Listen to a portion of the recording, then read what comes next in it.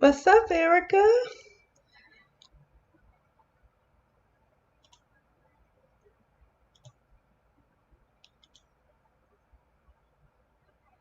Yeah, I'm finally getting on these graduation stoles in this template. So I'm a little excited. And I see we had some folks excited and submitting their images.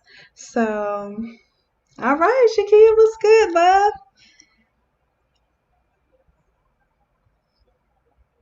And my cousin Pamela. You know the Wootens and Woodens are related, so. Oh, I know, I know. So we're going to get on this thing today. Okay, so it was really hard. Y'all submitted some great photos. Let me see, where did I drop my photos? And we're gonna go ahead and get into it because what I'm gonna do, I'm gonna try to do two versions of this so I can show you how to change out each template.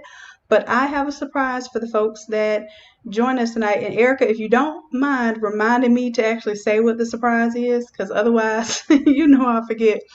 But yeah, it has something to do with the folks that submitted graduation photos underneath the post. So I'm going to do like little surprise deals for that. So just remind me to announce that. All right, so what I'm going to do, I'm going to show you real quick what the two designs are.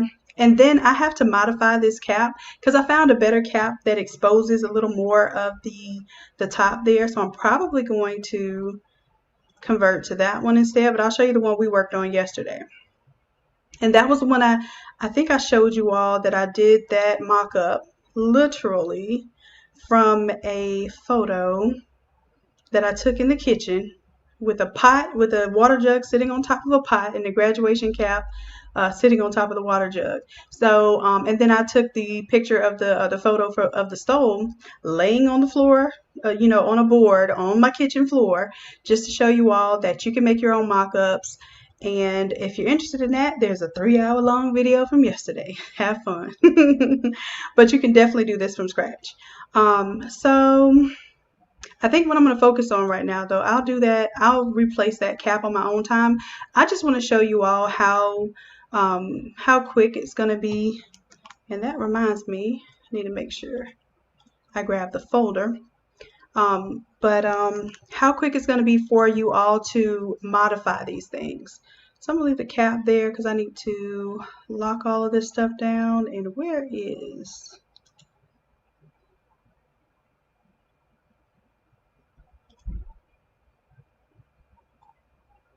I think I called this like rectangle or something. I'm trying to figure out my layers right now so I can explain them well to you. So I got a little bit going on here. Every time I try to do like extra stuff, it's extra.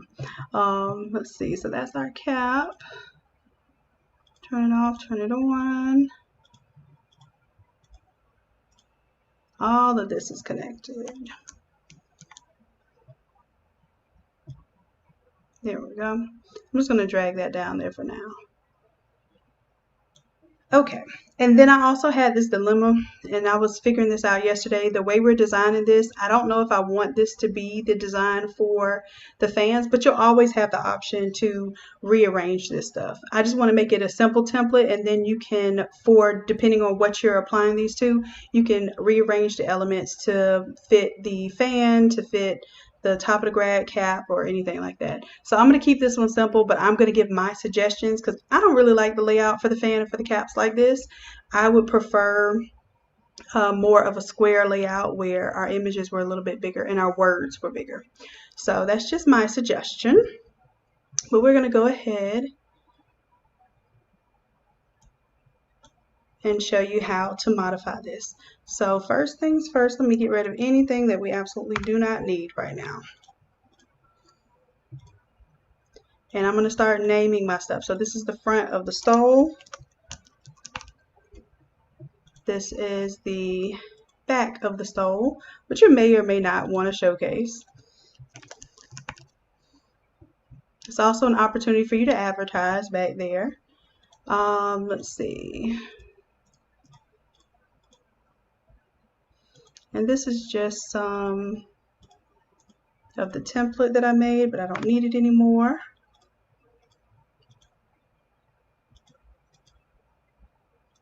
And we'll call this the grad cap.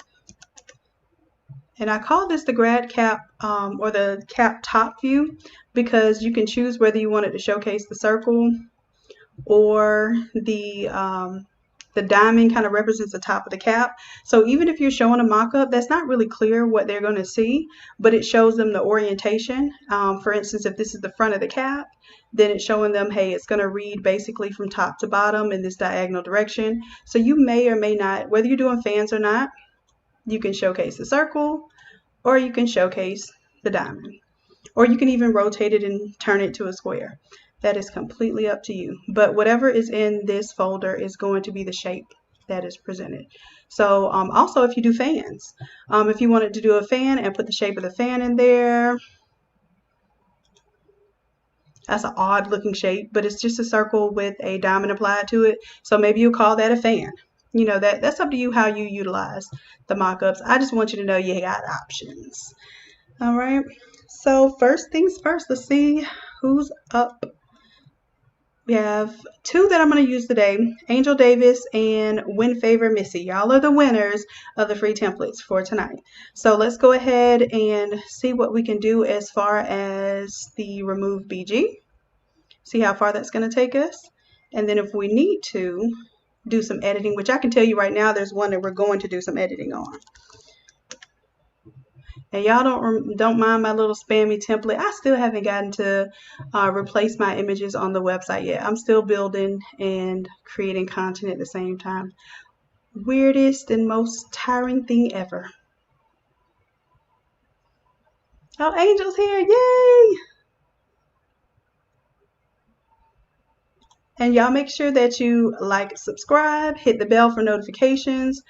Sometimes now the events don't even warn everybody that we're going to do a live. So I need you all to be, you know, have ears on the Facebook page and the Innate Creatives group, because one of those ways you'll probably get the notification that we're going to do a live.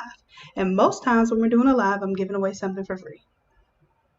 Oh, E, I need you to remind me that anyone that posted a photo, so yes, I chose two winners tonight, but everyone that posted before our live today, I'm going to do a special surprise for them.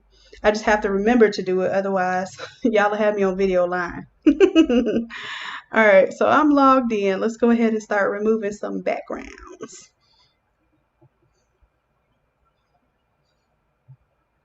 All right, let's do our drag and drop.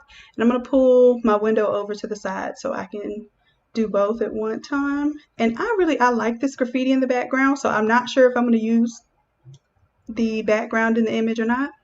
But our test here is to see, can we get our cutouts? Looks good. Now this one I know we may have some trouble with, but it's fine because I'm going to pull it in anyway, see what we can get from it. Not bad. And there's something we can do here, and if we end up using this picture, which we will, I'm going to show you a little trick for that. So one more. I thought this is what got me. I don't know if Missy's here tonight, but this photo got me. It's funny, melted my heart, all of that at the same time. I'm even going to bring this logo in to see. Let me see if it cleans that logo up. The problem with remove BG is, which I would have the same problem honestly if I was doing this in Photoshop, because it removes the white from the inside of the image, but we'll figure out something to do for that. And these are Angel's photos. All right. It didn't do such a great job right there, but we can clean that up on her leg there, and it's because it's confusing a little bit with the brick and the flesh tones, but I think that was still a good enough cutout there that I'll roll with it. And then sometimes it depends on your composition. So if you end up placing something over something else, you may not see whatever this little, you know, minor imperfection is at the bottom. But that's a gorgeous picture. Y'all have some gorgeous kids. I have to tell you, every time I do something like this and y'all post y'all's babies, it just makes my heart melt, and then it's so hard to decide. So that's why I'm going to do something special. If Erica reminds me. So if Erica doesn't remind me, that'll be that'll be the reason, not because I'm a ditz in some senses. Okay, So I think I have all of the photos that we're going to use for today. Looks like everything did pretty well. I see a little bit down here because of the glare in the photo, but like I said, we'll see how the composition goes and if we even need to do anything with it. So let's get to downloading. Let's see, where is it saving? Cool.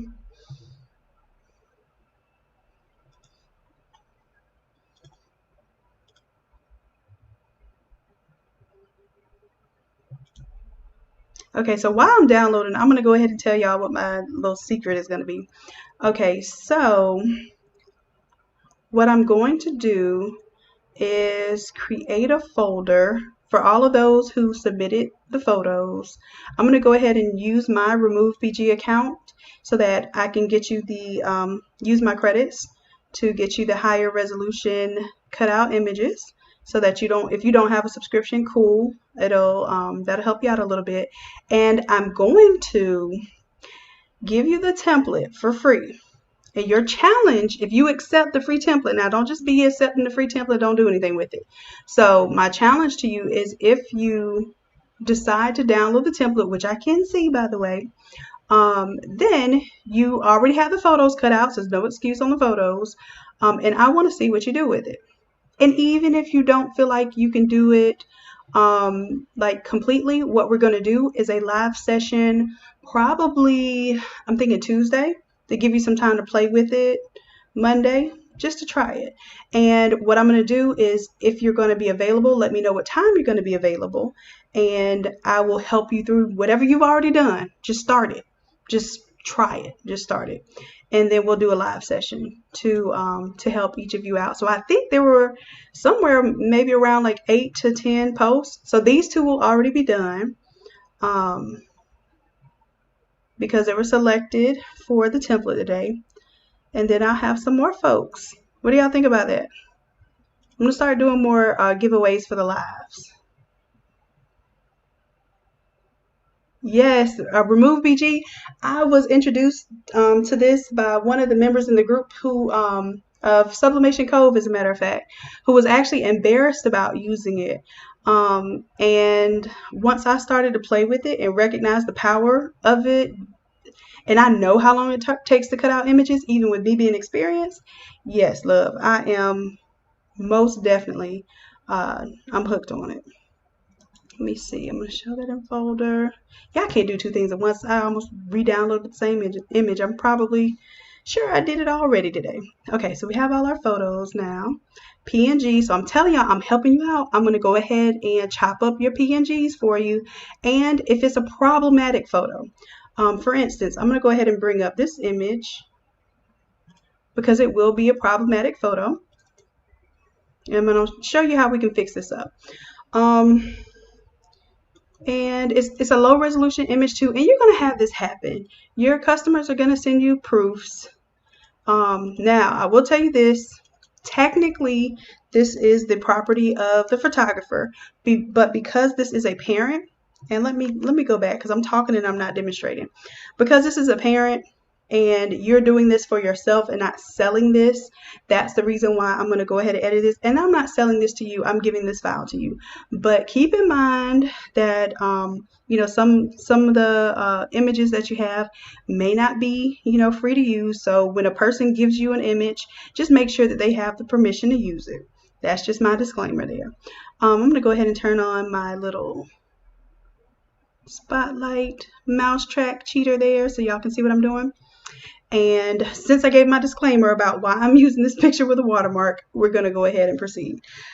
Several different things we can do here. Let me see. I'll go ahead and deselect. We could paint in reverse, which is actually using like a healing brush.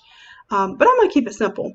In your mind, you can always think, okay, well, what can I do to kind of reverse this part of the image? Because basically I'm missing the shoulder on the other side. So I'm going to say, cheat code, get your lasso tool, take out a chunk of the image, and we're going to copy, Control C, and paste it, Control V.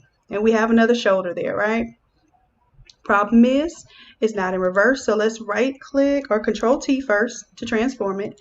We can right click and flip horizontal. Bam, I got me another shoulder there.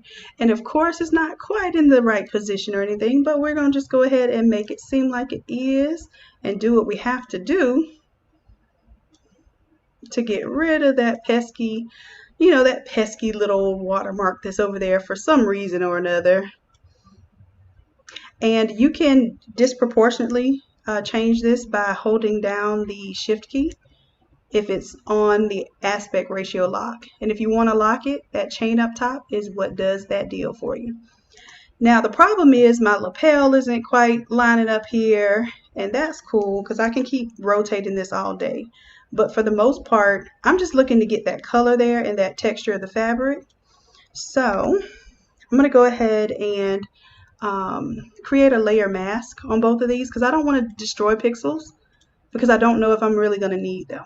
So when you create a new layer mask, the white is going to reveal and black's going to conceal. So let's grab the paintbrush here. Let's go on to our layer mask of, let's go on the layer mask of the image because I see this popping up right here and it's bothering me. So right now I have a hard brush selected. I just wanted to get rid of that. So now I want to choose a soft brush, soft round brush. Here we go. And the hardness, let's bring it all the way down to 0. And you'll preview the size on the screen. And that's a little too big for me. So I'm going to Control, Alt, and then right click, and I can control the size of my brush there. And what I'm going to do is on the layer mask, not the actual image, but on the layer mask, I'm going to kind of paint away some of these pixels so that I can see what makes sense as far as fade in and what's still there.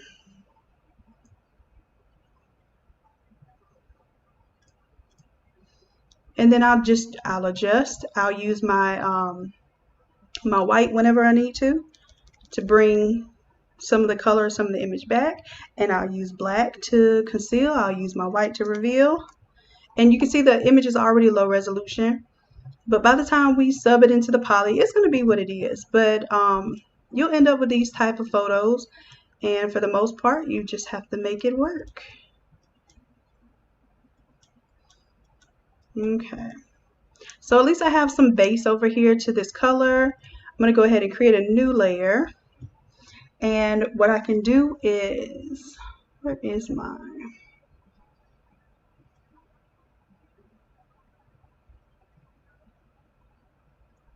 If I do my spot healing brush, let's pick from here.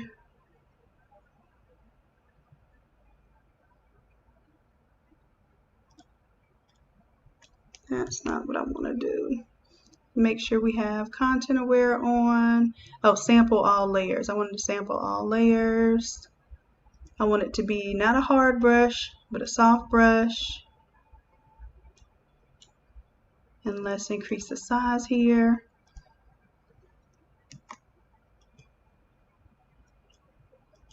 And what this is doing is using the pixels around it to try to guess what you want to do, but it's got too much white right here. So I'm going to go back a few steps and add a little bit more of my my kind of faux shoulder over here.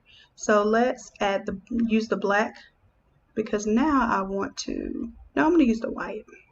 On my mask layer, I'm going to use the white to bring back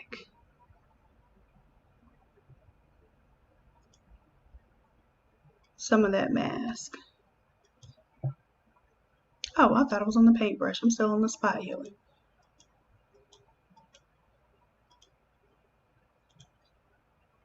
White selected. You see how I was bringing back, I'm kind of trying to pull colors and at the same time get rid of the words that were there.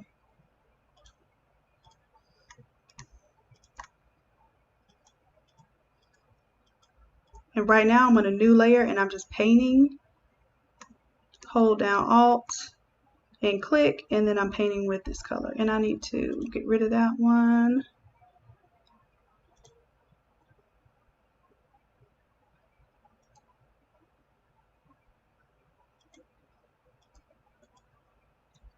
And then I lost my lapel from the original image.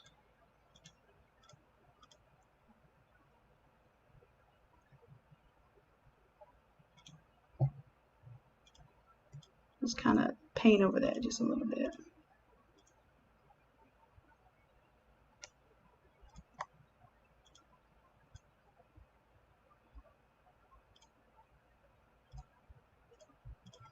All right.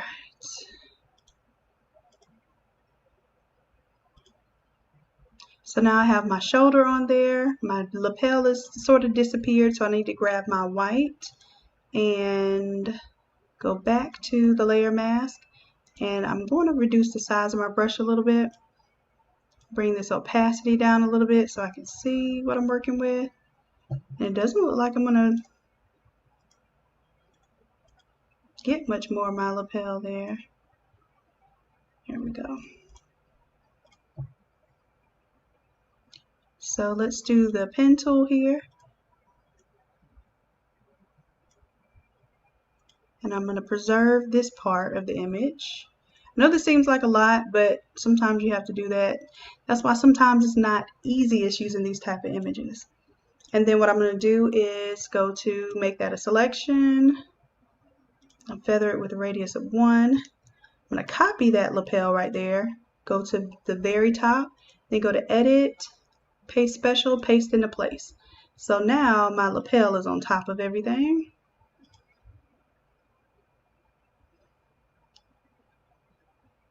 And I'm going to take the top part of this lapel with the shadow.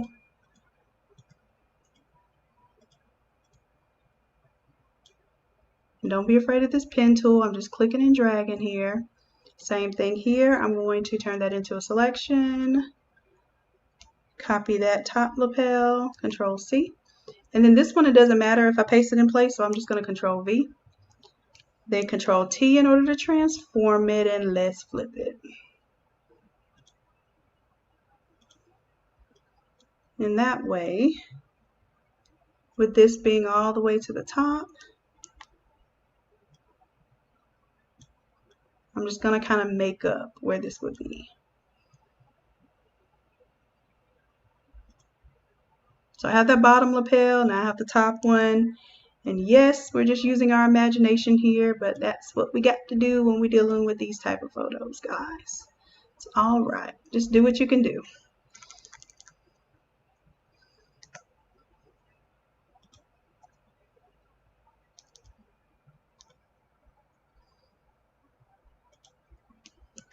And you can also go to Edit, and instead of just doing a free transform, you can distort it. And then that way you can move each of these nodes around a little bit. I showed y'all that a little bit yesterday on that long behind video. But it lets you move each of those corners independently.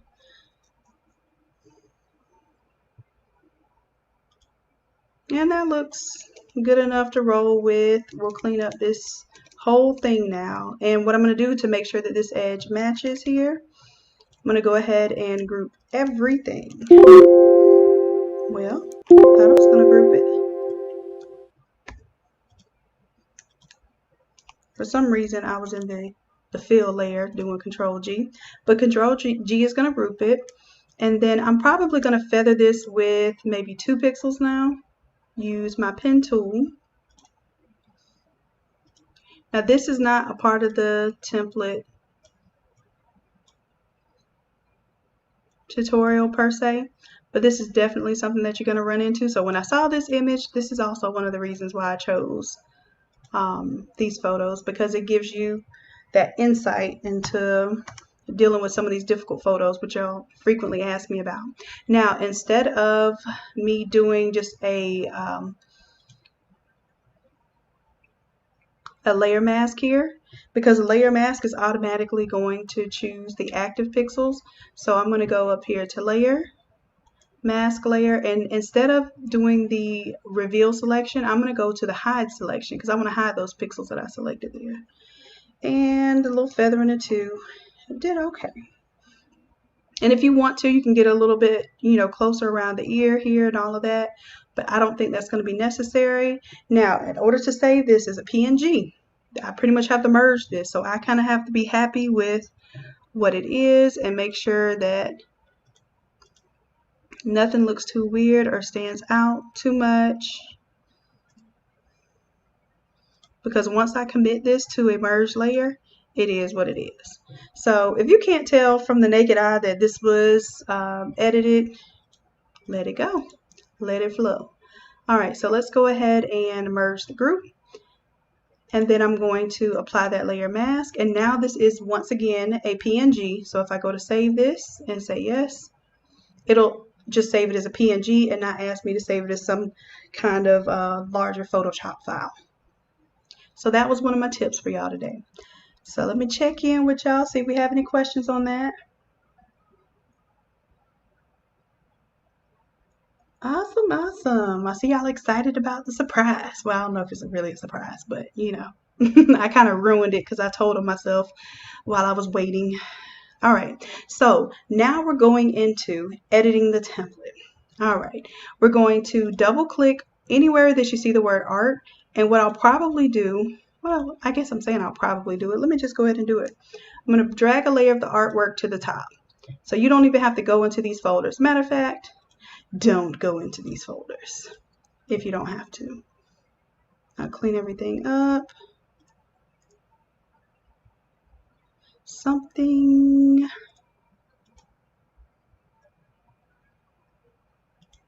out of place. Oh, I'm like, something's out of place. Duh, it's something that I just dragged, this layer. Okay, so all of these, let me just group. You don't even have to touch them. Only thing you have to do is double click. So let me give you instructions to double click to change art. Now this will be off, but your instructions are still to double click to change the art. Why? Because it is a smart object and it will update every place that the artwork is right now. Now what I have on here is a guide at the bottom. And I'm going to put turn off for printing.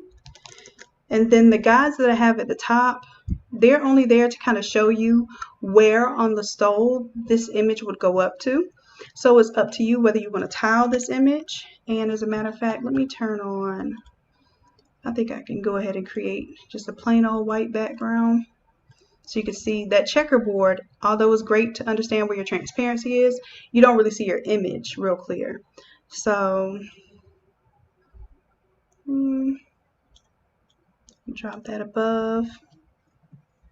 So the reason why I tell you to turn this off for printing, this is just simply to show your left from your right.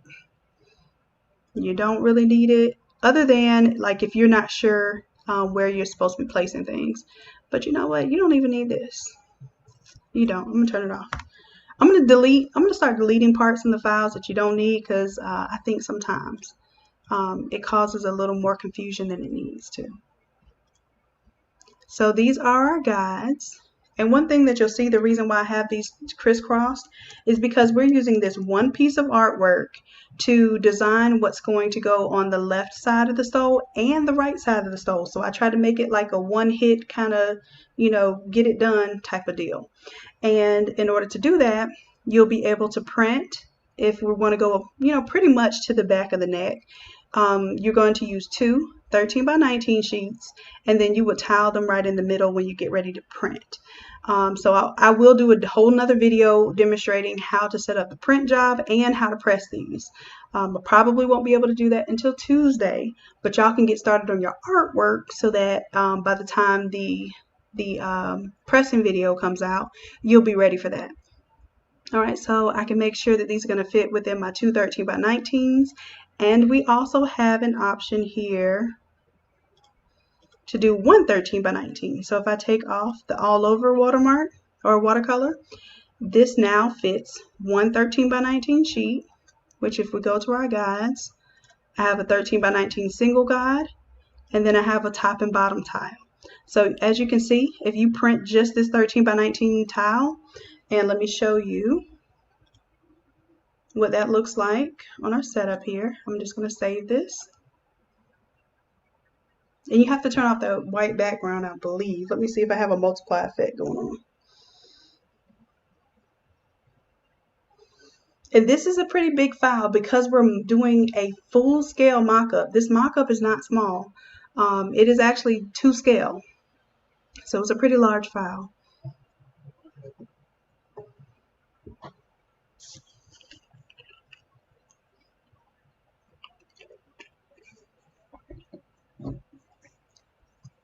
Right now it's updating our smart objects.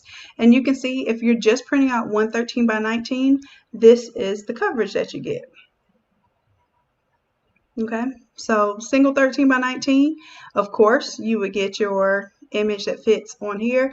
The thing is, you don't have anything across the back. So you could do one 13 by 19 here, and then you could press a whole separate image for the back if you wanted that. I'm just showing you how it can be set up to modify the artwork. So me, I like to do it big, so I'm going to demonstrate with the full image, but a lot of you don't want to go there and you're going to want to stick with the 13 by 19, so I made sure that you had that option. All right, so all over, we're going to go ahead and change out our photos and probably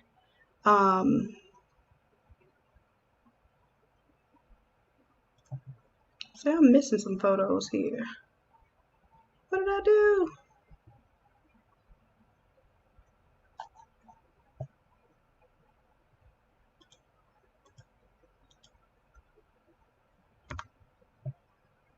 Oh, the watermarked images, duh.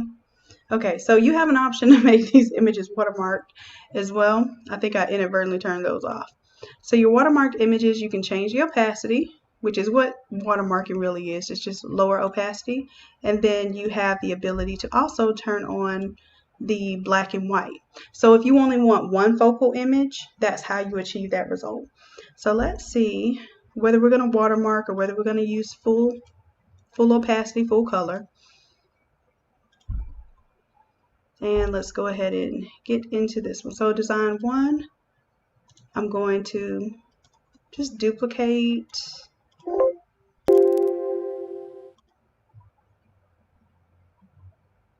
No, I'll just drag them in here. So I have my main image selected, and let's drag and drop our first image. So I'm thinking what we'll do is we'll switch it up and do a gentleman on this one, and then we'll put the girl on the new image of the girl on the one that the guy's on. So I have two different designs in here. Let's drag and drop, since that's my favorite little image there. And I'm going to go ahead and turn my guides back on. And just to let you know, stay inside of the blue. So the red is your bleed area. Inside of the blue is your text safe area. And I can have like his arms coming off of here. That will be fine. The only thing that I'm going to be aware of is that I don't want it to go too far off into my other side of my stole. So I can bleed the image, definitely. But I want to make sure that I get whatever's on his stole in this picture.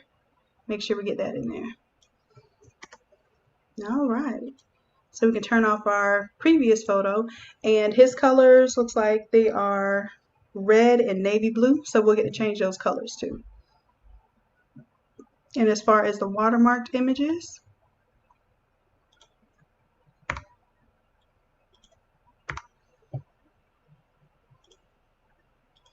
we'll go ahead and drag in. I have one, and I can select multiple images. So I'm holding down Control and I'm selecting multiple images from my folder. And when I drop them in, they're going to drop in one at a time. I just have to hit enter each time.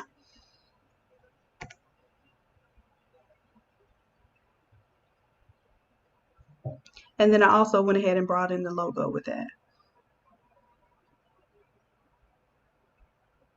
Oh no, that's Angel's logo. My bad, Angel. We'll bring that one in later. So I don't have a logo for this one, which is fine because I can show you an option without a logo. So let's go ahead and right click, go to our logo. And if you know what the logo is already and you don't want to move anything, when you right click and select an object, it will highlight in the layers panel where you are. So in this case, I'm going to make the logo a smart object.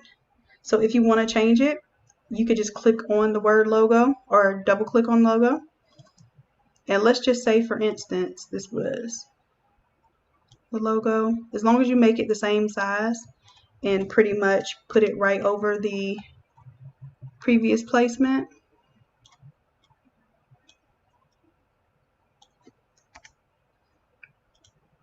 We turn off the previous logo and say yes, because basically you're saving that. It updated it in the new template. So because we're not using that logo, I'm going to change it back, but you will know that because that's not the logo. Well, it's weird because they have the same colors. Did I mistakenly? Hold on, let me check with Angel. Angel, do I have the right logo? Is that your logo for your school? Because it's just odd that the two that I chose happen to have the same color scheme.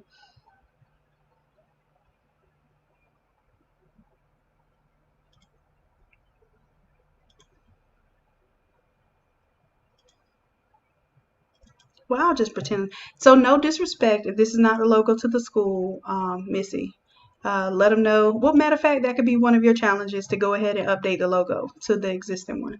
But I'm going to go ahead and put it on there because it matches. And it's a good placeholder. All right, so let's go ahead and move the other image. And I want to make sure that I selected the image individually. So we have one. Control T allows me to transform it and make it a little bit smaller. As you'll notice, it gets a little more narrow towards the center of the stole, so you have to be careful about how big you put your text there. And like I said, if I want my face of my photos to be larger, then yes, some of the image is going to run off and bleed off the side of the stole. That's fine to me if my main objective is to see more of the photo, see more of the face. Okay, and let's go ahead and turn off our color guard photo. And we still have one more. There it is. Let's bring it back here.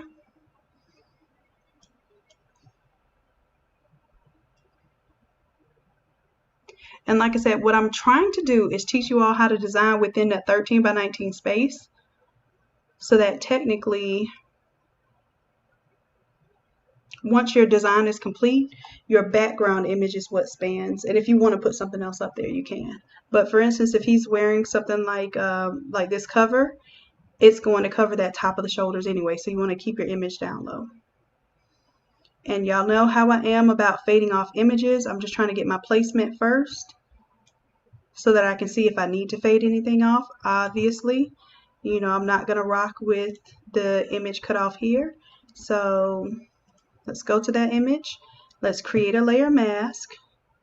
Grab this paintbrush. Make sure that black is selected because black is going to conceal, white's going to reveal. And I'm going to make sure that I have a bigger brush. If I don't know what size brush I have, I can Control Alt and right click, and it'll give me the option to change the brush size by going left to right. If I go up to down, it changes the hardness and the softness. That's a hard brush. That's a soft brush.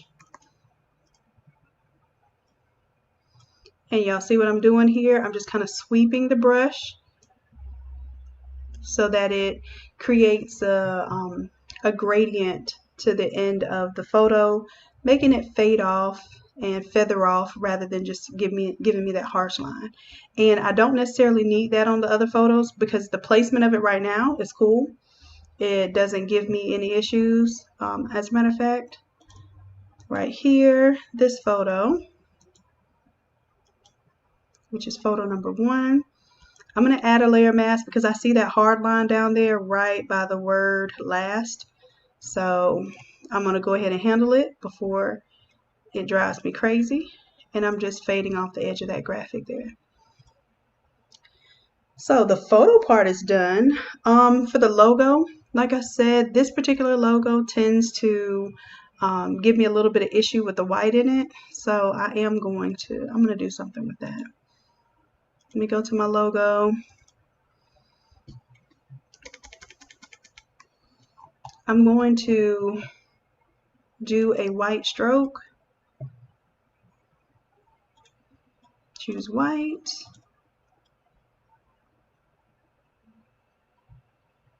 And I'm going to mimic like I'm, coming outside of this.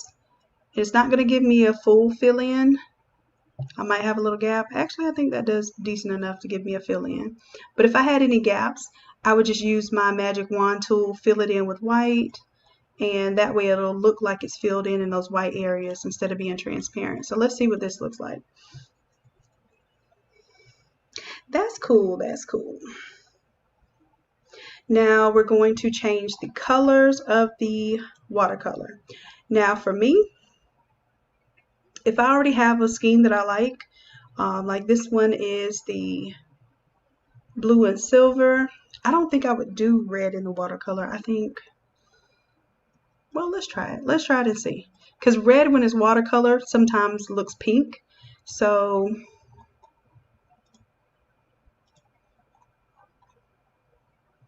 let's see here. So we have watercolor, background, and you have all these options to change each color.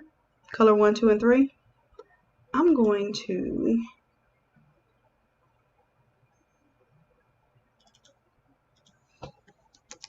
call this one blue and silver. And I'm just going to create another version of it just in case I mess anything up in the process. And you do see when you put watercolor on top of watercolor, it makes it more of an opaque look to it.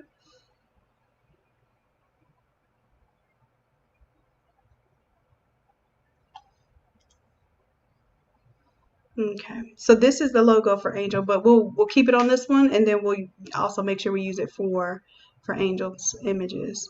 Let's see, let's do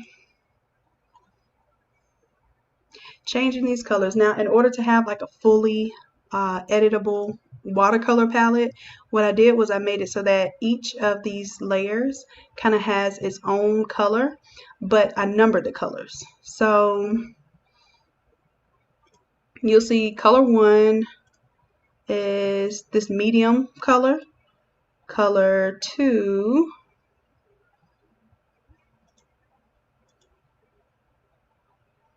let me scroll back up so you can see color 2. Color 2 is like a neutral, so right now it's a gray and it has the glitter in it. And then color 3 is the darker color. So the darker color is the navy blue already. I'm going to leave that, and then I will change color 1 to be red. So let's go ahead and do it. Let's double click on the effects, and already it's got a color overlay. The color overlay is a royal blue. Instead of me changing it completely, I'm just going to add another color overlay, and we'll click on the swatch, choose that red,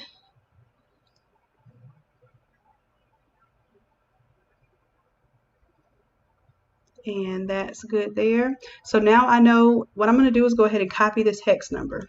And this is important because now at this point in time, I won't have to keep picking that red over again. Everywhere I see color 1, I can double click on the effects for color 1, go to the color overlay, and I can just straight up change it here. Or I can add a new layer for color overlay and then update it there. So you see what I'm saying with the red, and I think the red and the blue look good. It kind of looks real patriotic. So if you want it to look a little darker, here's my tip.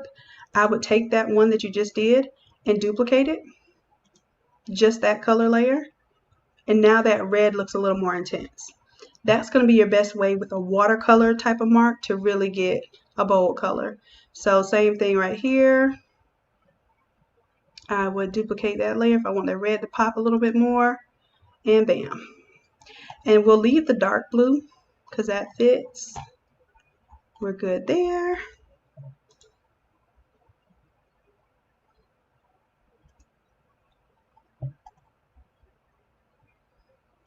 And for the logo, I'm going to pull the logo to the very bottom. So then that way we make sure our text stays on top.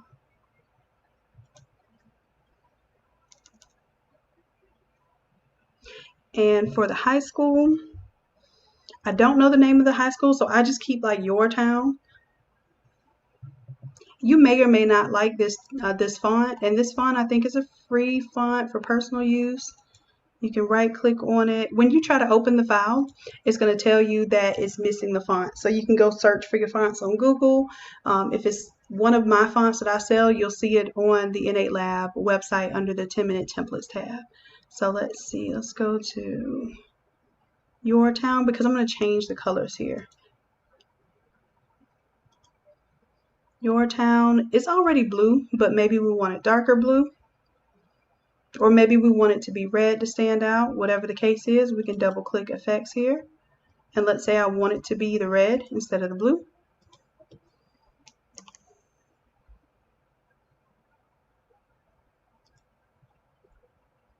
And right now it looks like the color mode is on multiply. Let's see. I'm going to see what color mode really brings out. Oh, I know what I need to do. Turn off the color overlay for the blue underneath. And then multiply should work just fine. There we go. So now I still see that metallic look to it. If you look, it has a little detail into it. And then the high school has like the diamonds in it. So we'll leave that. And so maybe we'll leave the red for the Your Town High School. The class of, we'll just make it a darker blue. So class of, just double click on the effects there. And y'all know I like to pick my colors from the image. So I'm going to turn off this color overlay, this color overlay. And I'm going to select this navy blue here. There we go. Same thing with the name here.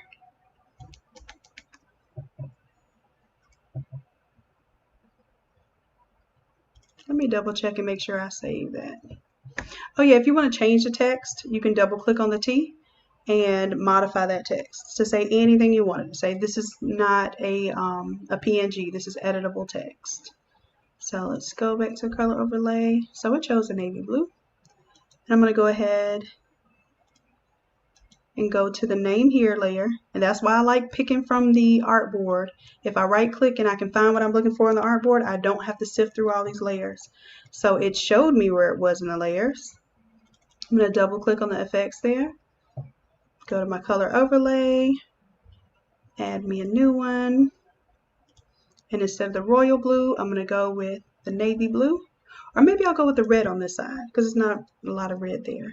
And if I had saved my hex code, that's my hex code that I had from before. So that's the same red I was using from before. Looks like it's ready to go. And if we want to check if it's ready to go, I'm going to turn off my guides now. Look at my artwork, stand back in awe of what masterpiece we created in such a short period of time. And I will exit out of this. Make sure you say yes to save. If you're scared that you're not going to save this, let me go to cancel and just go to File, Save, or you can hit Control S. You want to save the smart object. If you don't save it, it won't update to the mockup. And you would have lost all the work you did.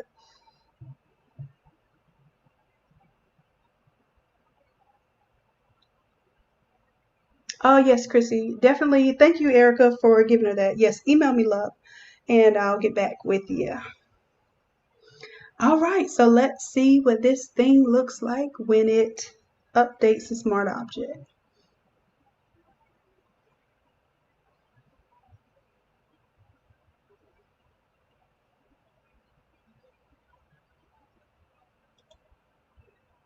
There we go. Update. Update complete. So what it did was the smart object is incorporated everywhere that you see these mock-ups. And this is what I was saying, you might want a different layout for your fan and your cap. And if that's the case, this is what you're going to have to do. if you take the time to modify this right here as a smart object, it will also modify the stole. So if you really don't want this, because I try to make it really simple for you all, if you really don't want this set up, let's go to the artwork just for this cap right now, right? Right now, it is a smart object that is connected to all the other artwork. If you want it to be its own standalone thing, let me show you a trick. Now, we're going to have to do this probably more than once for you to really get it. But if I just made a copy of this, it's just going to be another instance of the same smart object. But what I want to do is right click, and I'm going to do a new smart object via copy. If I do a new smart object via copy, all of a sudden, this artwork, and I'll show you, I'm going to go ahead and still clip it to this one. So I'm going to call this not same smart object. Now, the reason why I'm telling you to do this after you've already kind of gotten your placement for your first part is because you already have your color scheme, right? You already have your photos in place. So now that this is not the same smart object, you wanted to create that after you already modified your smart object. Now, it's still a smart object, but let's call it smart object B. If this is smart object A, this is smart object B. If I go in and modify it, and I know I'm doing a square design, right? So for instance, I know it's a, or if you want to stay within a circle, because a circle is more limiting than a square, I'm just going to click anywhere on my artboard, and I'm going to tell it it's a 9.5 by, or 9.5, I got to make sure I put inches, because the default is pixels, 9.5 inches, and we'll say okay. And it should create me a circle that's 9 inches, 9.5 by 9.5. And technically, you're going to have to resize this to print anyhow. So I would rather keep the aspect ratio and resize it later after it's a PNG. So I'm understanding that this is about how it looks right now. I can take that little ellipse and drag it all the way to the back, just so I can see what I'm working with. And now when I modify this image, let's say, I'm going to show you how I would modify this. So where it says name here, last name, I would probably put first name and last name next to one another. And they are they linked right now? Nope. So let me take just the last name. I'm going to move it next to the first name. The class of 2020, I might move somewhere else. Let's take the logo, get it out the way right now. Your Town High School.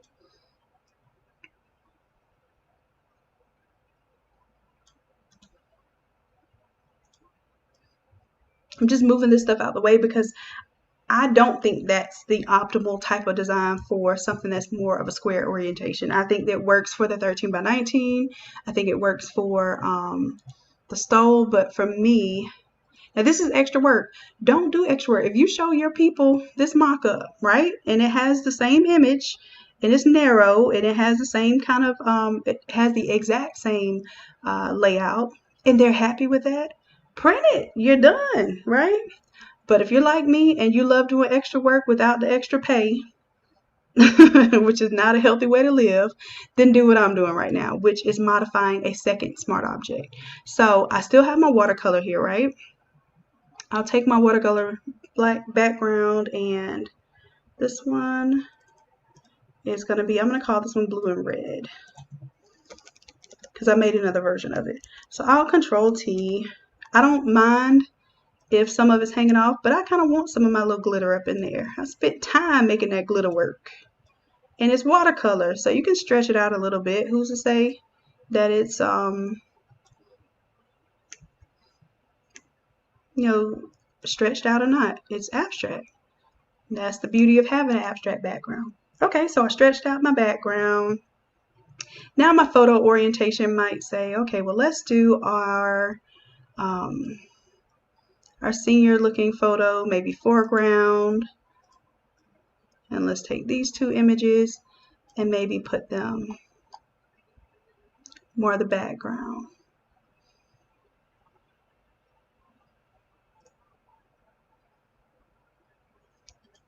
And so I'm just going to keep all of these in the foreground layer.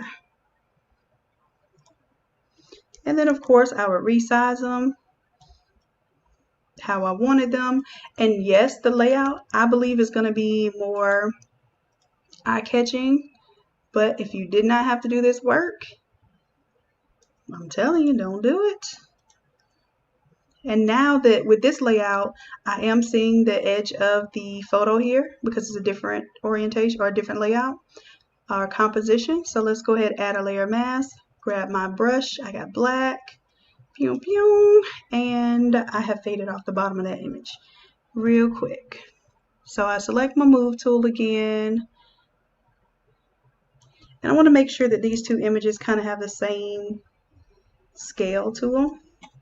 I usually look at a person's head size. Like if I'm trying to make things the same scale and one head looks way bigger than the other one, then I feel like my scale is off. But there we go. And then so I might put class of 2020.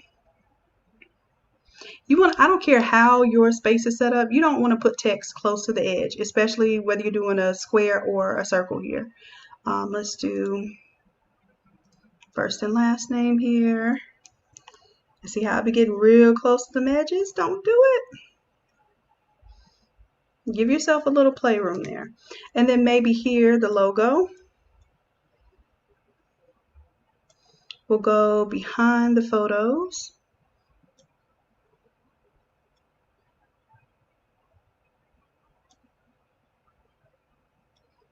And I might even, like sometimes I'll watermark the logo if it's just really standing out.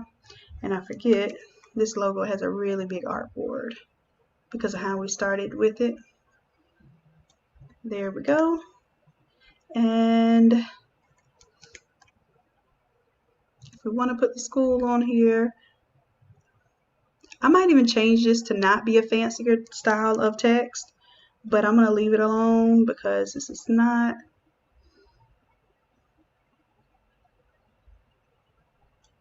So let's say, for instance, let's say I want to just make this the same as the class of. So I'll take class of, copy that layer style, and then I will grab the your town, paste the layer style, and then the high school, paste the layer style. And now I end up, kind of making it look a little bit different. So let's see what that looks like. If I want to save, I'm going to Control S here, save.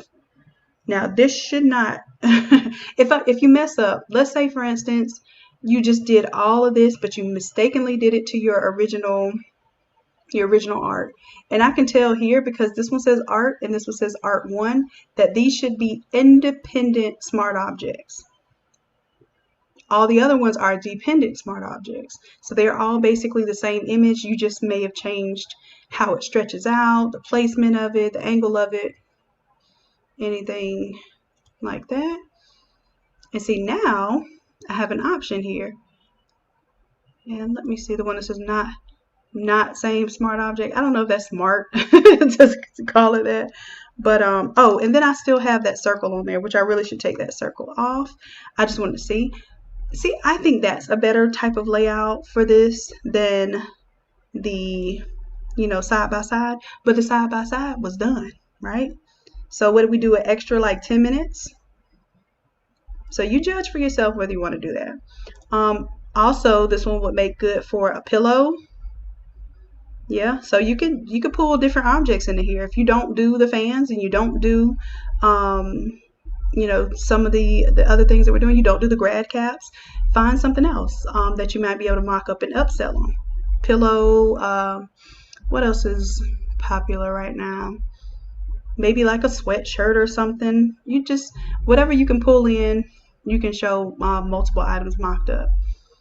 All right, and matter of fact, y'all comment, what are some of the things that they're asking you to do for graduation? What type of items?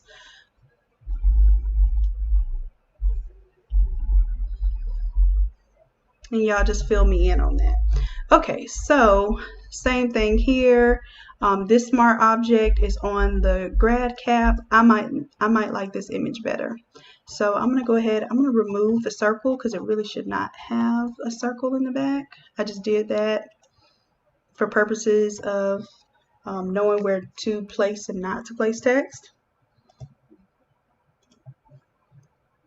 But if you like the black background, then by all means put a black background on it. You're going to use up more ink, but this design is intentionally used so that you don't use up so much ink. It has white as the background so that you're using the white of the substrate, and then it has watermarked images, or watercolor images, so it's using up very little ink. It's not a heavy saturated look, so it saves you on print time. Socks, yeah, car flags, garden flags. Oh man, so definitely. And now that I've taught you all how to create your own mock-ups, you all can take a photo from the internet, or a photo that you've taken yourself out in, if you have a yard flag, put a blank one and take a photo of it if you can't find a good mock-up, and make your own mock-up. Now that you're learning how to use smart objects, that is extremely possible. But yeah, I'm so glad I have y'all here. So car flags, garden flags, socks, signs, absolutely. If anybody's doing those banners or those the Coroplast yard signs, definitely this will be something to mock up for that. Door reefs, yeah, all of that good stuff. Okay, so the way this is set up too is if you only wanted to show like this graduation stole, the front of it, you could literally just and this is what I do. I export and I go save to web. I'm going to go ahead and do this now while I'm thinking about it, because we're about to change it to the next design. And we'll send them something small, because you don't want people stealing your images and trying to blow it up and print it on their own stuff. So 500 by 500 pixels is great enough to where they can see the image, but it won't be high enough quality for them to steal the image. So I think I have a 1 and 2 already. I'm going to call this one 3, I think.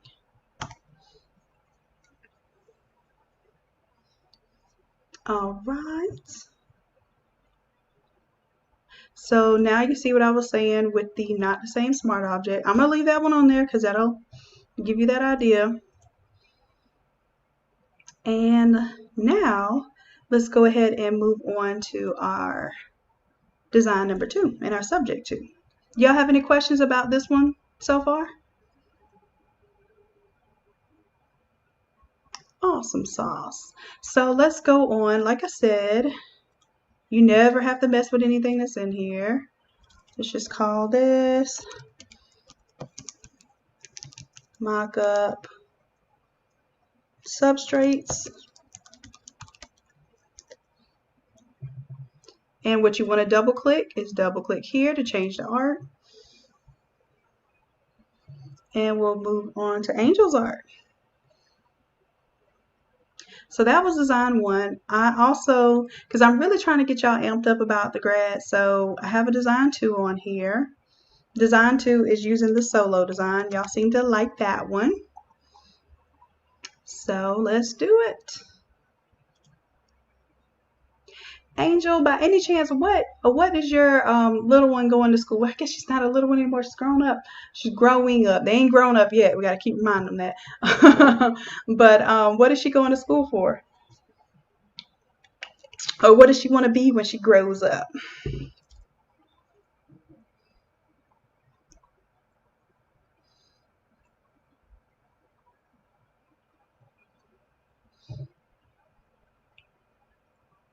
And while I'm waiting on that response, I'll go ahead. I'll start grabbing her photos and bringing them in.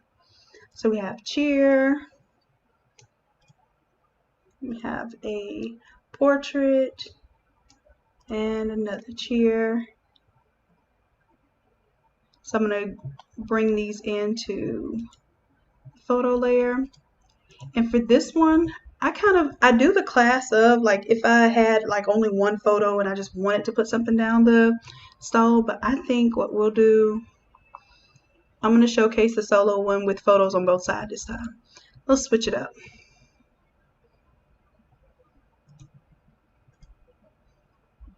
So I'll make sure I'm on this layer because when I bring my images in, it's going to lay it on top of that layer. 1, 2, 3, 4. She's so gorgeous. You know, I get really excited when I get to have like really good models for the mock-ups because they make me look good too. So your baby's making you look good, they're making me look good too.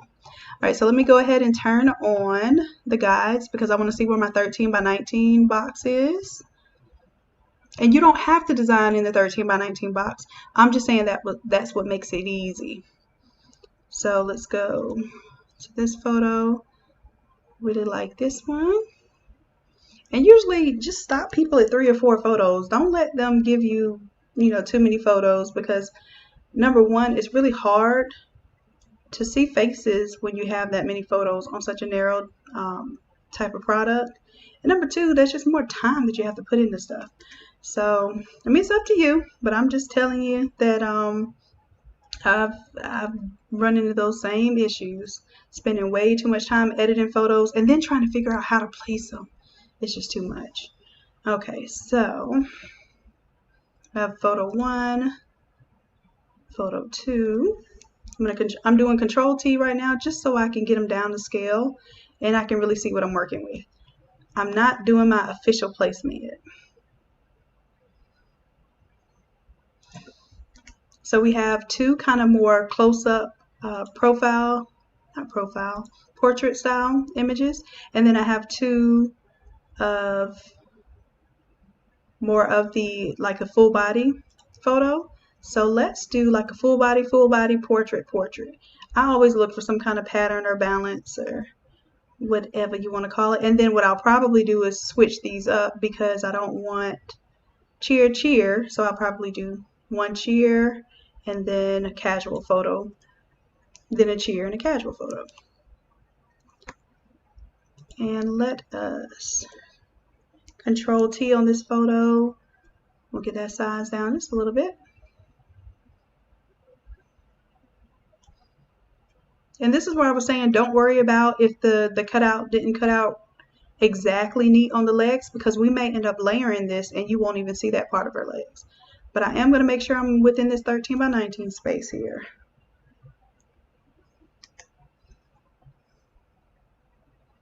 So let's do the more casual photo in front.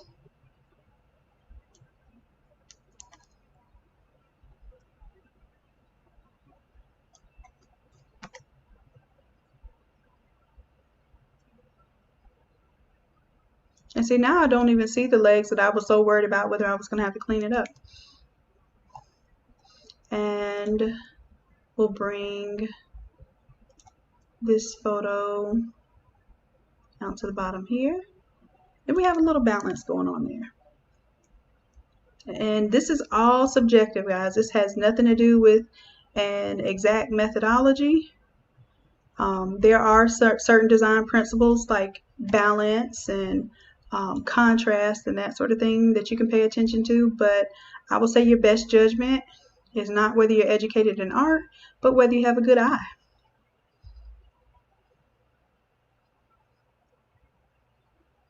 And let's just say, for instance, if you wanted it to kind of look like it was going, maybe arm out to a different side, you can Control T, and I can flip that. Hold on. Let me grab just the photo. Control T, and I'm going to flip that horizontal, and then that way maybe I can kind of make it look like it has a little bit of weight to the left and right side. Make sure the images are pretty much the same scale. Like I said, look at the size of the face, see if we got it about the same. And now that looks like super balanced. Just worked out like that. We still have the logo from Design 1. I'm going to grab that one. There it is. As a matter of fact, I'm just going to grab the logo itself.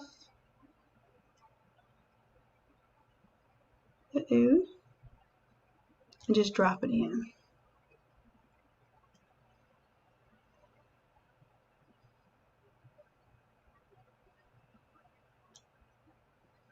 Okay.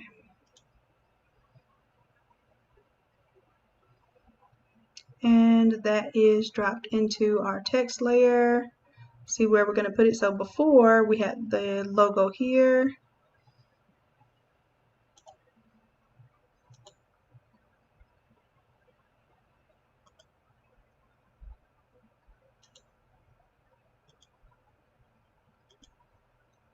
Turn off the alligator logo.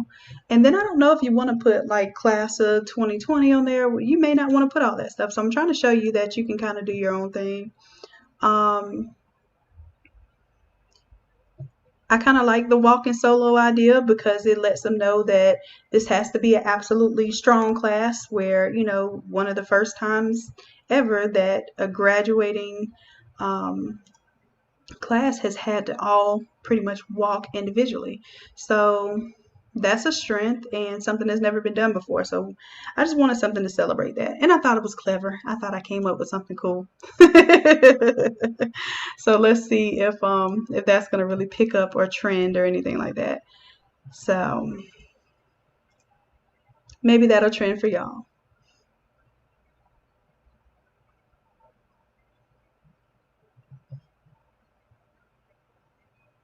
All right, so now let's get into changing the colors of the solo. And you can, if you want to see this in detail, I have a shirt design for the solo as well as the shirt design for the watercolor. So there's a full tutorial on how to really change all of this stuff. But we're going to do it well enough to go ahead and edit this. Now, I'm also seeing that the photo, it looks a little bit orange, so I thought this was orange and blue. So I'm going to give you another tip and trick. You don't have to do this. Let's see, this one. And I'm going to hold down Shift, and I'm going to grab that photo. So those are my two photos that I feel like I can bring a little more of the red out. So I'm going to do layer, new adjustment layer, hue saturation. I'll use the previous layer to create a clipping mask. And it should just change the one for right now. I'm looking like whatever this orange color is. I used my picker here to try to pick this color up. Those can't be cyans. No way in the world. It's telling me that those are cyans.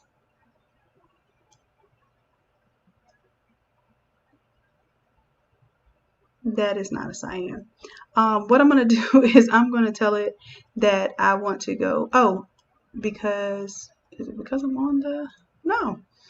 For some reason, it's picking up cyan, and I don't know if it's because it's green underneath here or what, but it picked the wrong color. So I'm going to tell it that I'm selecting reds. And then I'm going to turn the reds all the way down for saturation and see if that's what that color is. Oh, duh. I was selecting the wrong picture. Y'all saw me over here clicking on this picture, and this is the one that was changing the whole time. So it definitely was reds. Let me go ahead and go backwards, because if I were to select the actual photo I was supposed to be working on, reds is exactly what was selected. Now I want to, move my slider away from the oranges, and it may change your skin tone a little bit. We can modify that too by taking the effect off of just her face, but that orange is kind of bothering me because I know it will print orange. So I'm trying to help you out here and make that red a little bit deeper. It also made her flesh tones a little deeper. So what we'll do is each of these adjustment layers come with its own layer mask. I'm going to get my paintbrush, and I have black selected. Black's going to reveal. So I'm just kind of painting a little haphazardly over the areas of the skin just to kind of bring that color back that was on the photo before. And I can take this same exact adjustment layer, and I'm going to hold down Alt, drag and drop it above the other layer, and because it was a similar orange, it changed it about the same amount. And then, excuse me guys, I've been talking too long. All right, let me delete. I'm gonna delete that layer mask, and let's go to the reds.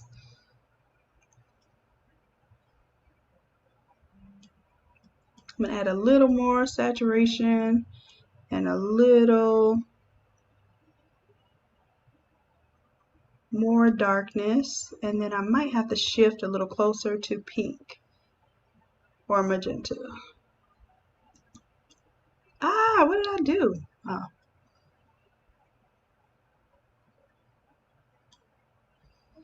Okay, and then I can add a layer mask to that, and I can paint black over the face and the arms. And if I want to turn it off, turn it back on to see what I did. You see how that makes a difference? And if you're printing, especially, sublimation is already tough enough to get the right colors, that it doesn't look like orange anymore. So I'm happy with that. All right, let's change the colors in the abstract lines. So I have the abstract lines. The main one has a color overlay. And let's see what color overlays we already have. None of them work for us. So let's go ahead and create a new effect. We'll create a new color overlay. And let's grab the red.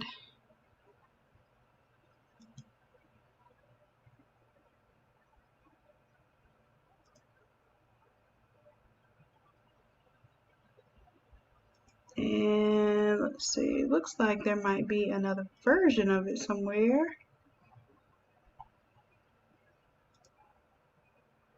Oh, there's this copy. Okay, so I have red. Let's go ahead, the secondary color, so the abstract line 1. And then you don't have to use both of these abstract lines. I just put them on there in case you have a 3-color design you want to really work with. So second color, I'm going to do the blue. So I'll do a new color overlay, and let's do the navy blue. Got it. And I'll leave the white in there. So I said, it looks real patriotic. I like it. And as far as these ones on the sides, I just put those there because when I was doing the tall graphic, or the more square graphic, as a matter of fact, I put those there to kind of give a little design flair to the edge of the grad cap, but it's not necessary. So if I click on that one,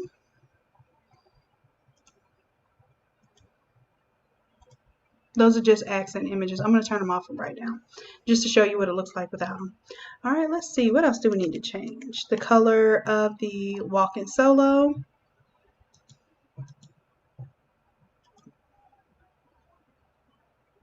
We could double click on the effects here. And let's do our color overlay is probably the most important, and then our stroke. So color overlay, let's add a new one. And this one will pick, let's pick the blue. Yeah. I think the red outline in the blue is probably going to look best as far as contrast and being able to read it. Let's go to the stroke. I'm going to add a new stroke because I'm going to keep the color scheme from before, so I don't want to mess it up. Let's grab that blue. It's looking a little purpley to me, so let me make sure that we are steering clear of magenta, and I just usually pull it down a little bit closer to the green whenever I see it looking a little purpley.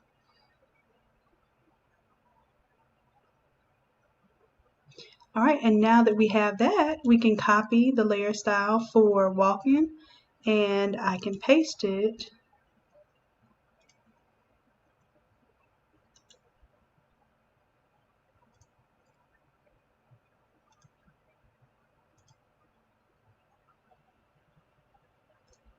we'll call that the solo design. I'm going to paste it here, paste that layer style. And I could leave my first name, last name here. It has, I think, black as the color, but if we want to change it to blue instead, that's up to you. First name, last name is what I'm selecting. You can go to your color overlay.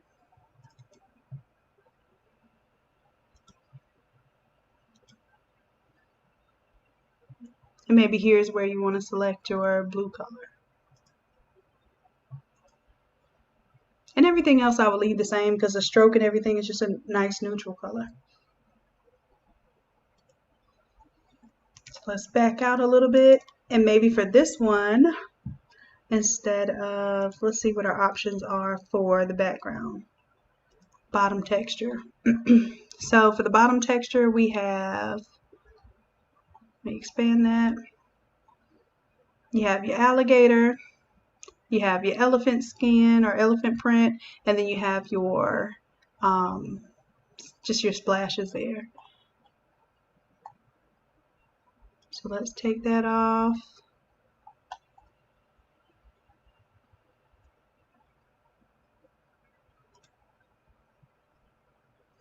And we'll leave our color, basically our paint splatter here. Let's change the color overlay for that. And instead of white, let's see what it looks like. It's red.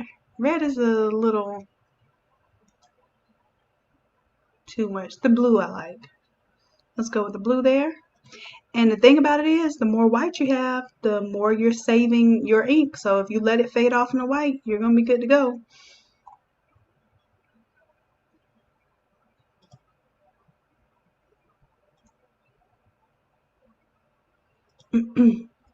Alright, just change it to a little bit deeper blue. And then the only thing we have left to change, we have the background.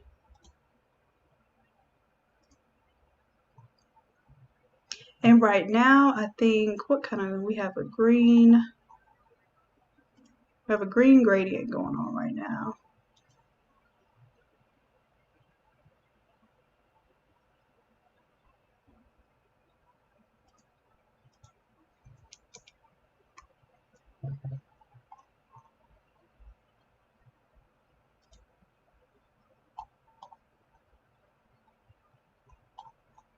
Yeah, let me see, where is the green gradient? Oh, it's up here, duh. So instead of the green gradient, let's see. That's just turning on gray. If you just wanted like a subtle background there. And we could also, this gradient, let's duplicate this gradient because we want to change it without overriding our previous color. So I'll turn off the visibility for the black to green. We'll double click here. And let's say we're going to go from the navy. I'm going to click on the swatch here. Select our navy color. Get a little bit closer here to make sure I get a good pixel selection.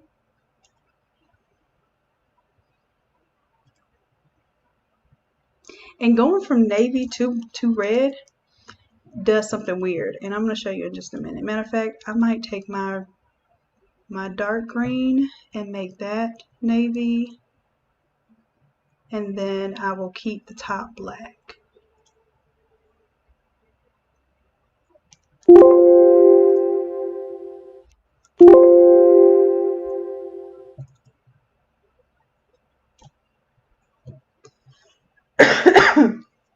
Excuse me, that just gave me a little bit of something to fade from. So I'm good on that. I'll show you, if you thought you want to go from the red to the blue, and I'm just going to show you, to me, when you do red to blue, it's going to give you a little purple in between. And sometimes that can be a little, you don't know. It will be purple in there. So if I'm going to do something like that where I want red and blue and I don't want them touching and making like a color in between, I will usually put white or black in between the two so that I'm not really mixing those colors up and making like a muddy, unwanted color. Or maybe even a gray could go good there. Just something to kind of break it up. So we'll go with the gray. And I don't know. I think I liked it better with the black. Let me know what you think, Angela. And you can always go back and play with this too. Like, once my word is not final, please don't take everything I do as law. Like I said, this is all subjective, and I'm learning just as much as you are, y'all. Y'all may not think so, but I'm definitely learning about design, composition, tools I can use, all of that on a daily. All right, so I'm thinking this is good to go. I do need to fade off some of these images here because I see hard lines, and I don't know if it's going to print on my image or not, but you know I don't play that game.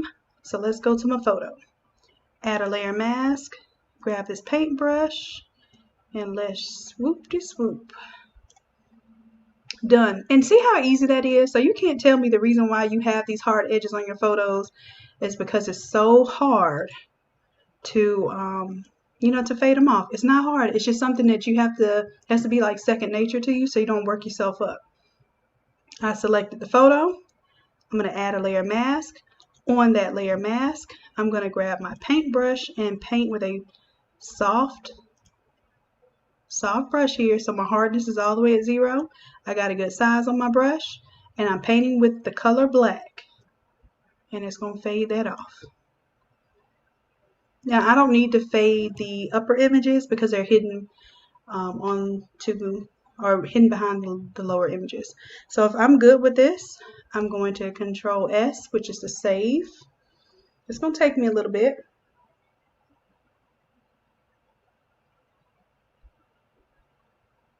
Amita, thank you for joining us. Don't worry, love. I will. Oh, look at my cousin Pam. Gave you $10. Oh, that just made my night tonight. Thank you, love. I really appreciate it.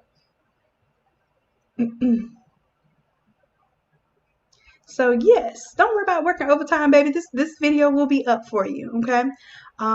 We are on our second design tonight, so this is the one we're wrapping it up. But as long as you stay on this link or you save this link, you will be able to view it until YouTube finally posts it for everybody else to see. So when y'all see the lives, you pretty much get a 24-hour ups on anyone else because it doesn't usually post to the main page of YouTube until 24 hours later.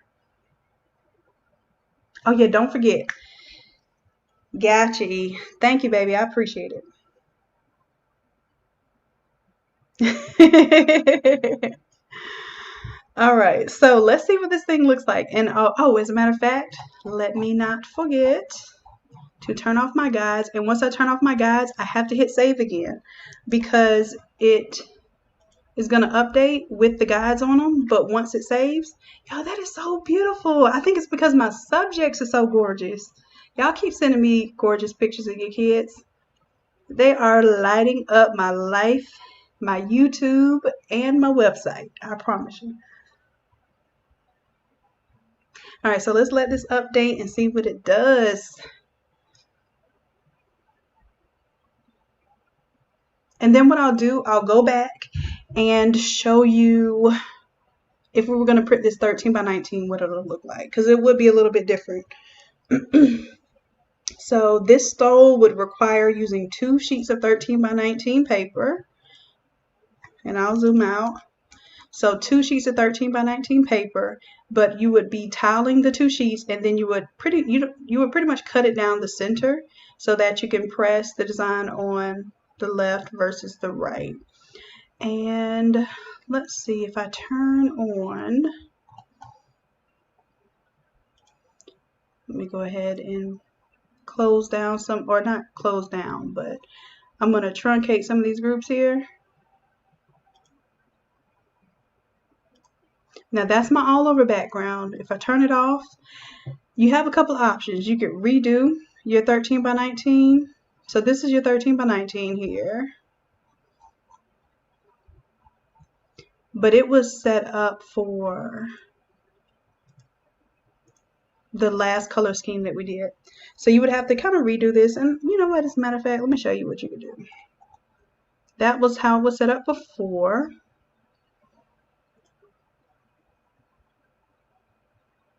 And let's just do a simple color instead of a gradient this time. That's your simple color there.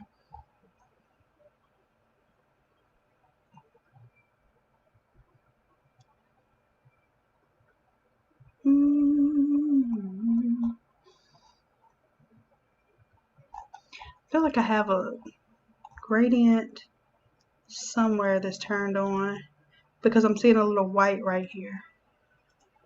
Oh, this is from this layer.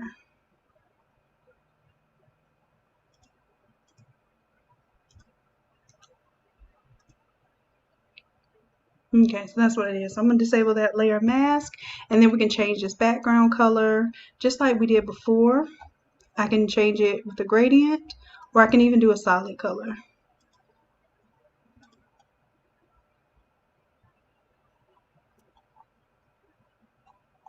So I'm thinking let's try solid color this time, and let's just choose the blue because I think the blue did really well in the back.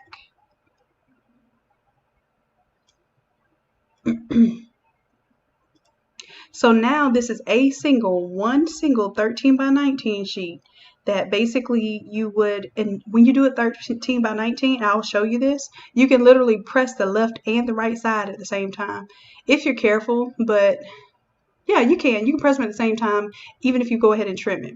So you trim this piece in half here and you'll be able to press left and right of the stole same time. I would use a little pro spray or some kind of tacky spray to make sure that you're not going to cut off your text. But yeah, I will demonstrate that on Tuesday. So let's say I'm going to save this. Yes, I'm going to update the smart object. And now we're going to go from the full, pretty much the full thing here. And it will update to the 13 by 19 version. And let me tell you, if you have a lot to do and you don't have time to do all this tiling and stuff, then make it simpler for yourself. You'll show a little more white, but that's perfectly fine because most people doing these things are just using a single 13 by 19. You still have a heads up because your 13 by 19 actually fades off and it doesn't look like it's chopped off at the top and bottom like I've been seeing a lot of.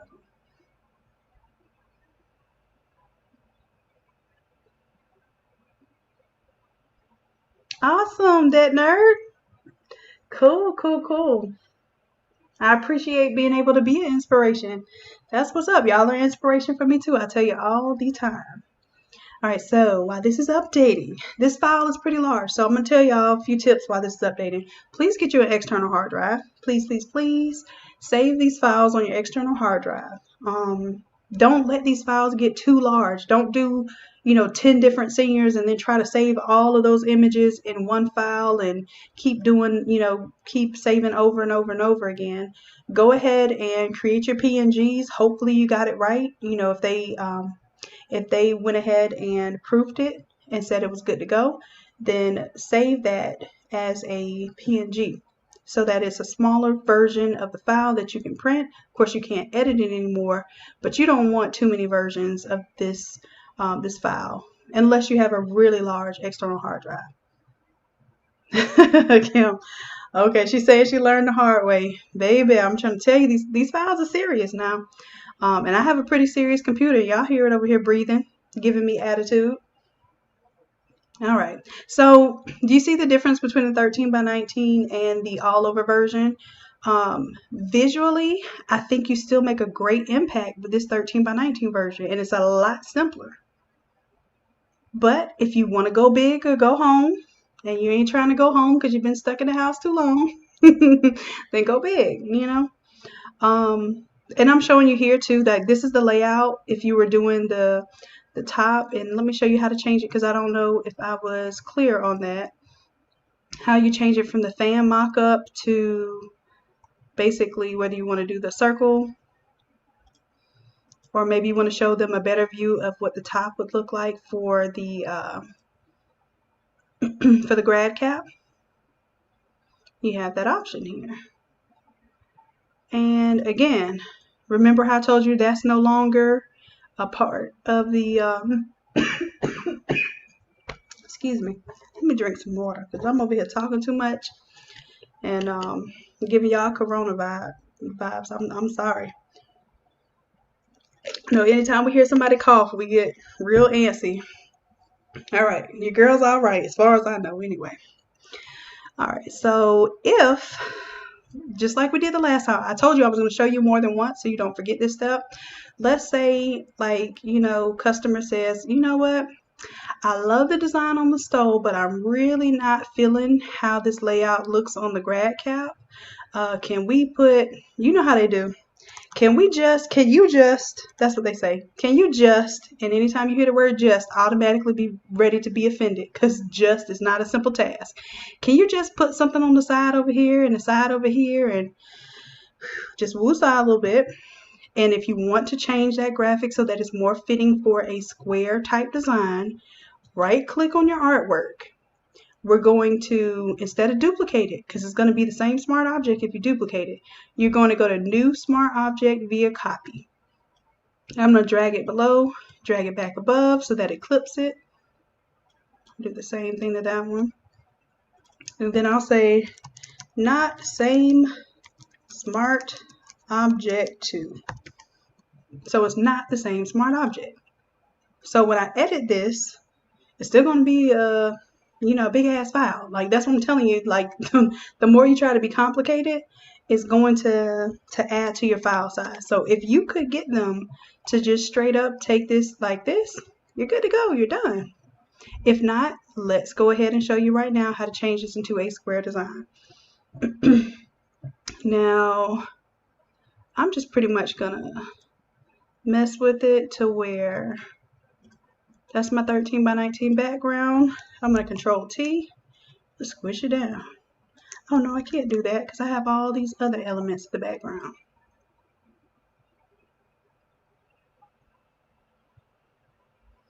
And of course it's going to try to process that even though I didn't really do it. Well, I guess I did do something. I moved it. Come on, child. All right. So I can delete that all over. And with this, if I want to change everything together, I'm going to have to link this again, this layer mask, so that when I Control T, the layer mask moves with me. And I'm just making more of a square design. I don't care if it's perfect. I just understand the square orientation. And like I said, you might end up changing some of these graphics quite a bit, but usually when you have a more square graphic, you're gonna want to line up the text where it's going all across horizontally, rather than right now it's kind of set up like a column setup. So let's do the walking solo, whole design, Control T. And I don't know what about it is all out there. Oh, it's this logo. Get on out of my walking solo.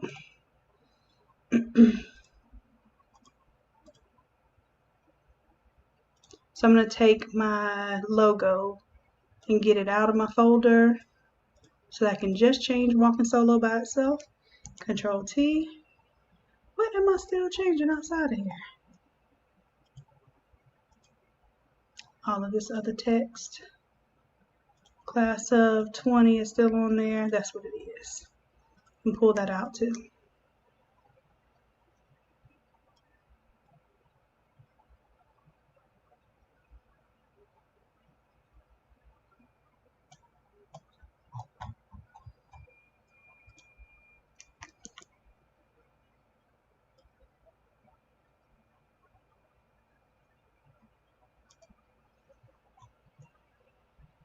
And I don't want to get too close to the sides when it comes to my text. So I'm not going to get too pushy with that. Let's take the logo here. And we'll call that one logo. Let's pull it back here to the back, so we'll just have to drag it below our photos now.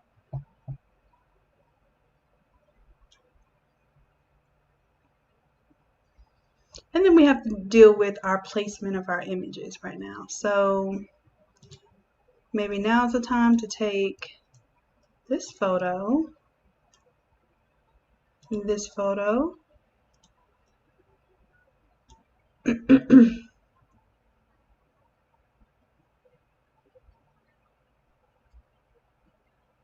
and we'll bring this one above the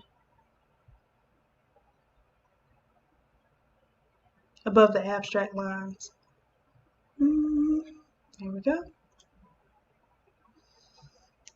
Like I said, this is extra work. So if they're not paying you to do the extra work, don't do this. I'm just showing you how to do this because I know you have these questions. I know you have these burning desires to work for free, and I am encouraging them by telling you not to do it and then showing you how to do it. But you'll learn. You'll learn in your own time, your own way. A lot of times when clients are pushing you like this, it's also getting you prepared to be a better designer. So take it for what it is.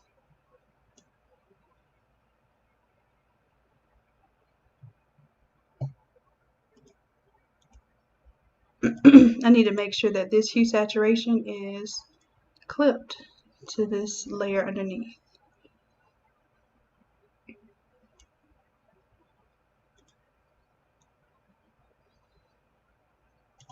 So first name, last name, I probably would go ahead and put them side by side now.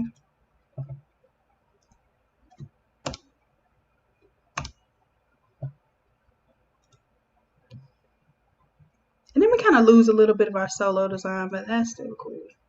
It still works. But you see how my layout changed almost completely? Just because I know I'm doing a square design.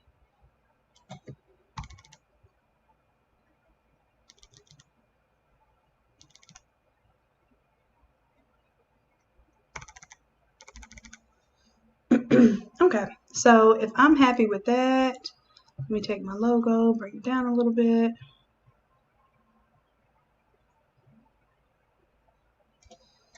And let's say that's my orientation. Now, you know me, I would also go into this photo because I can't take it just in case it happens to print off. I'm going to go ahead and fade off the bottom of the photo here. Same thing to...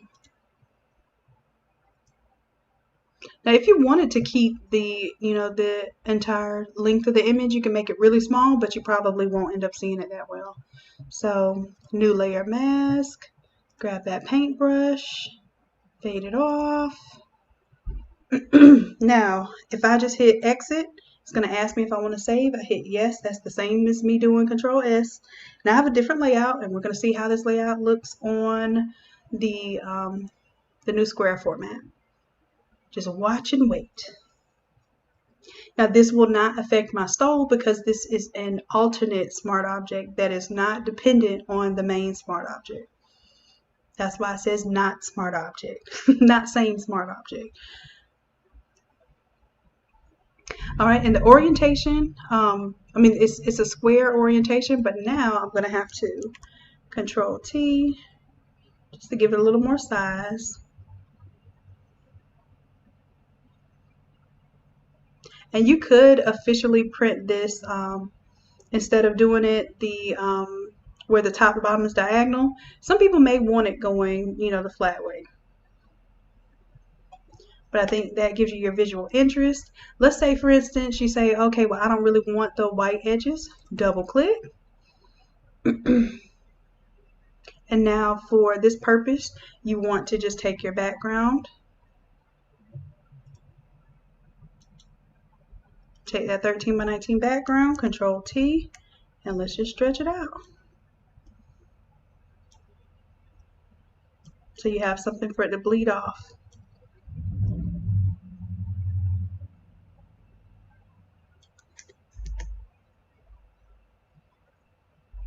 And I probably need a little more on the side now that I'm thinking about it, because when you print the image on the diagonal of the square, you get a lot of extra space to the left and right that needs to be covered. We'll just hit enter there to lock in that transformation.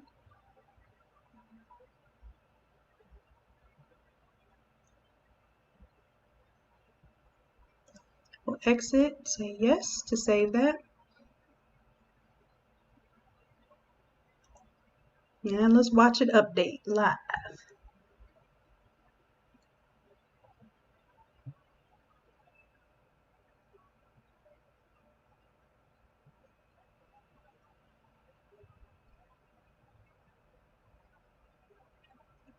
All right, almost there. So while this is saving, oh, that is pretty. Okay.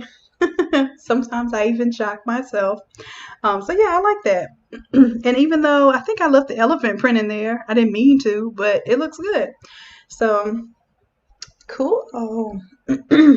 So if I wanted to change this image on the grad cap down here, which I think I told you I'm going to change that grad cap.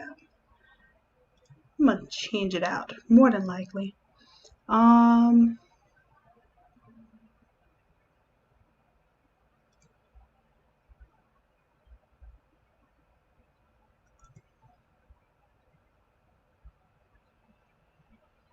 That's the same smart object that's as a stole, so I can't just update that like in the same way. I would have to do the same thing, which is to create a new smart object via copy. But let me warn you, I'm not gonna save these smart objects via copy. What I'm gonna do, and I'm gonna do it now while I have y'all here, because this is the problem. Not the same smart object. I'm gonna go ahead and turn it on, and I'm going to rasterize that layer. These files are huge. The more smart objects you use, especially at the scale that these are supposed to be designed and printed, makes your file huge. So I'm merging them. So when you get this file, it's not going to be as huge. It's still huge. It won't be as huge because you don't have all these different smart objects. But you'll still get the idea that, hey, you'll ask yourself, how does she change that design to where it was a different orientation? Go back to this video and watch how I created the new smart object via copy. Okay, so new smart object via copy gives you, it still makes it a smart object, but it's no longer linked to the previous smart object. But what I'm doing right now, I'm rasterizing it. That's what y'all should be doing. If you're done with your design and they said, okay, print, you don't have any misspellings, anything like that, go ahead and merge it. These files get huge. So, and this editable one will be forever here. You can still Control T, transform that size. Now that doesn't affect your stole. You're just changing the size of the smart object for that instance. That didn't change anything. All right. So y'all have any questions for me?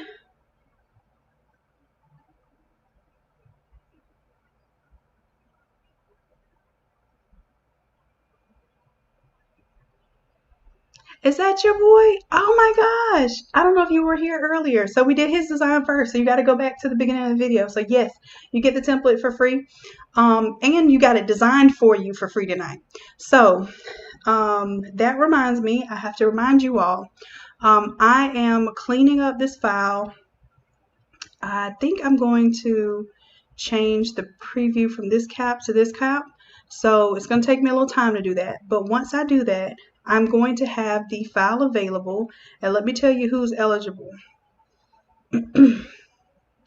Matter of fact, let me go to my Google Chrome image and let's go to the Facebook group and let's see who our lucky winners are tonight. So we had 2 lucky winners that you're going to get this template designed with your babies on them. And then there'll be some additional winners tonight because I'm feeling really, really generous and I get really excited about the babies growing up and feeling supported and going into life just knowing that, you know, they're the ish. Because I believe it, and I believe they should believe it too. All right, so let's check this post out. Hopefully this computer doesn't get crazy with all of this that I have running right now. So, y'all, this made me so happy to see all these pictures. So Renee Jenkins, Angel Davis. So you get yours with yours images are going to be in the template. Levance Edie, Tiki. Now that's not a photo, but you posted something and that's actually a really good idea. So I need to do that type of design. So I'm going to make sure you get it. Lamar says when the template going to be available. I'll make it available as soon as I can tonight. So I have to work on it a little bit. So Missy, what is it? Amita. So that's your boy. So you'll get the template. Bonita. And this is my stipulation though. Okay. So this is also going to be the stipulation for the people that didn't post. I have a surprise for you all too. I'm not gonna totally exclude you. Tamika Brewer. Oh my, these photos are really great. And what I'll do, I'll still save these photos because when I tell y'all I have, mock-ups to do galore. La Crystal, I love the twins. Those are gorgeous. So I'm definitely going to be using those on something. But if I use your pictures in another template, because I didn't get to use it for this one, you'll get that next template for free. So y'all have some beautiful kids, gorgeous kids. Tiffany, gorgeous. And I see you already have like the glitter background on that one. Lynn, Levance again, Jaquilia, some gorgeous kids. I'm telling y'all, and I love this one where he's throwing the cap up too. So I might end up using some of these images for a different mock-up, but everyone who posted, yes. Ooh, Erica, you good, girl. You turned off the commenting for the post because you already knew what was up. Y'all, my girl E is on it. Okay, so everyone who commented, you'll be able to get this template for free. For free. Okay, so my stipulation is this is just going to be on the honor system because I can't make you do it once I give you a file for free, of course. But you are going to be responsible. I'm going to PNG all of your photos and I'll make a Google Drive for them. You'll be able to download your PNG photos. I want to see you edit this template. Okay, and if you need help, we're going to have a live session. This is a lot of people to have a live session for, but I love y'all, so we're just going to do it. So we'll have a live session. Let me know if Tuesday, let's say we're going to have to start early. So Tuesday, maybe 7 o'clock. What I'll do is you have to have your homework done. So you have to have the template, have to have at least attempted. If you do nothing else but drag your photo into the template, I want to see what you do. Okay. And then if you need help, I'm going to do a free live one-on-one type of session. So we're going to have to do that Wednesday because y'all are going to need time to play with it and we're going to need time to break down sessions. So I'm giving you until Wednesday, let's say 2 o'clock to play with your templates, get your photos in there, and then I will do live sessions Wednesday for free. I usually charge $60 an hour for one-on-one help. So you'll be able to get one-on-one help from me because these are your babies and I want you to help them, see them through. So you're going to take your images and you will be driving the boat and I'll be helping you.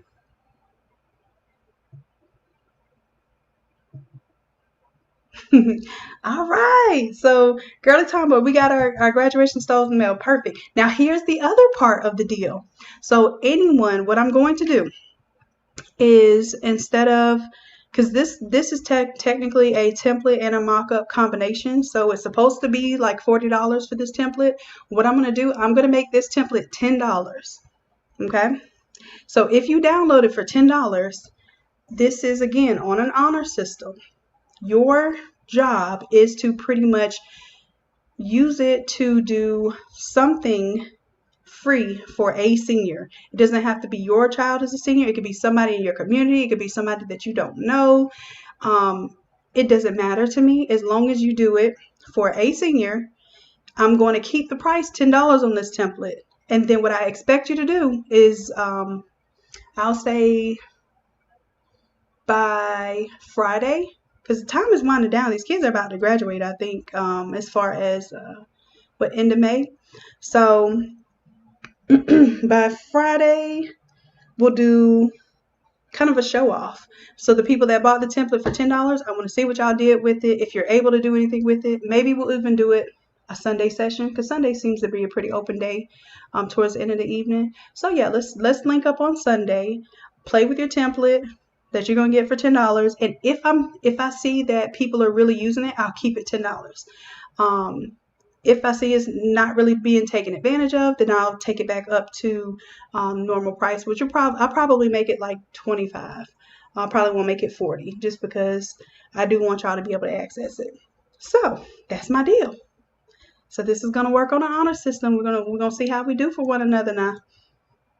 Okay. So even if you don't get it for free, you have the option to get it for $10 when I post it. Okay.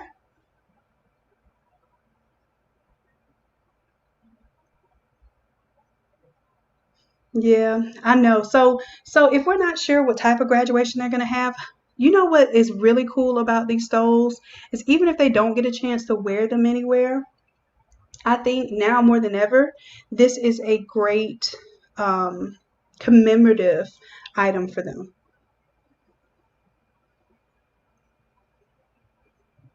That would be awesome, Kim, if you could surprise the family. And then I want to see, like, I want you all to post, what you kind of created.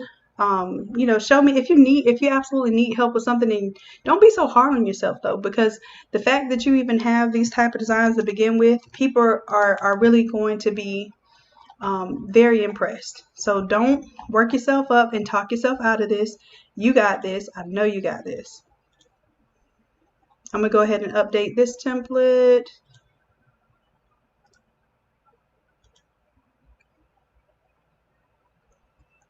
And go ahead and take my screenshot, get these uploaded tonight. I think I have enough energy to go ahead and clean this template up tonight and put it up for you.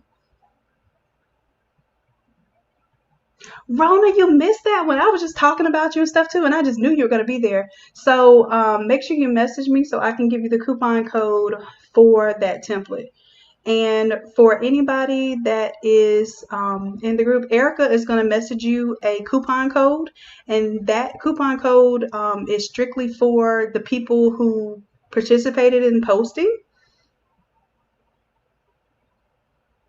Yes, the twins are just amazing. I'm really excited to use them for other projects. So y'all don't know, I be saving these pictures and it inspires me to make the next thing. So my mind is always going. So yeah, Rona, make sure that message me for that one, because I have to give you the code for that one. Okay. And then I'm going to send Erica a code just to give out to the people who participated in that post. So maybe I will start participating again. Hello. But so yeah, so you know what, Rona, you can message message Erica too, because you'll be a part of this one. So Erica, you got that one. Rona's going to be a part of this one because she had the one with the Shreve mock-up. The original image that was the hunter green and gold. It had the alligator. That's her baby. The $10 discount code, it will be for... Because see, I'm trying to look out for y'all too, because I know not everybody's money comes in at the same time. I really want to look out for y'all.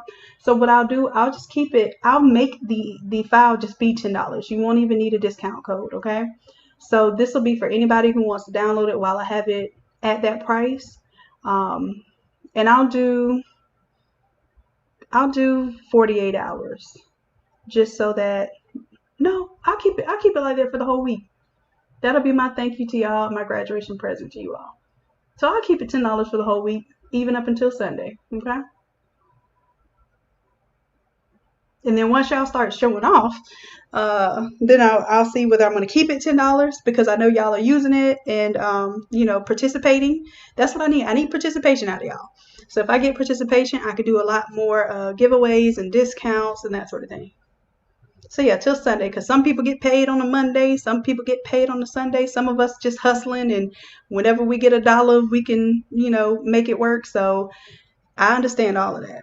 So y'all have a week to show me what you got. Okay? I appreciate y'all so much. Thank you, thank you. And let me know if you need anything else in the meantime. I'm going to be cleaning this up tonight and making this available. And as soon as I do, y'all know, because it'll be in the Innate Creatives group, private Facebook group. So make sure you're tuned in on that group.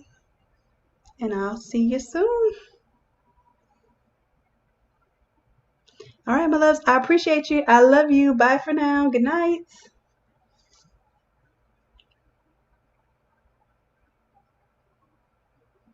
You're welcome.